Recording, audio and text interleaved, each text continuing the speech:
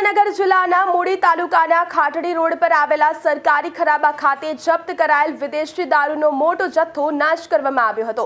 ચોટીલાના sub divisional magistrate એચ.ટી. મકવાણાના અધ્યક્ષસ્થાને મળેલી કમિટીની હાજરીમાં આ કાર્યવાહી હાથ ધરાઈ હતી।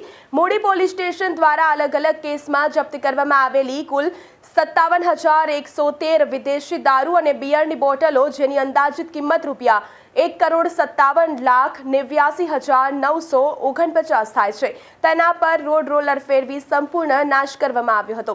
આ તકે મદદનીશ પોલીસ અધિક્ષક, નશાબંધી વિભાગના અધિકારીઓ, મૂડી મામલતદાર અને પોલીસ ઇન્સ્પેક્ટર સહિતનો સ્ટાફ હાજર રહ્યો હતો। સમગ્ર પ્રક્રિયા ગૃહ વિભાગના નિયમાનુસાર પારદર્શક રીતે પૂર્ણ કરવામાં આવી હતી। હાજી સાહેબ, દારૂ નાશની શું વિગત છે?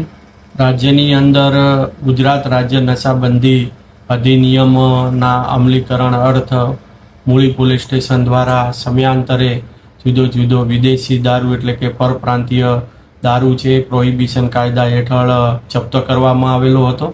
આ તમામ જે મુદ્દામાલ છે એ મુદ્દામાલ મૂળી પોલીસ સ્ટેશન ખાતે રાખવામાં આવેલ હતો, જે અંતર્ગત આ દારૂ નાશ કરવા માટેની જે ગૃહ વિભાગ દ્વારા સમિતિની રચના થયેલ છે, જે અંતર્ગત આજે 57,173 વિદેશી દારૂની જુદી બ્રાન્ડ કે જેની કિંમત થાય છે 1,57,89,000 અને 49 પૂરાનો આજે દારૂનાશ છે એ કરવામાં આવેલો છે। આ દારૂનાશ કરવા માટેનું સ્થળ છે તે મૂળી તાલુકાના ખાટડી ગામે જે આવેલ સરકારી સર્વે નંબર છે ત્યાં કરવામાં આવેલો છે।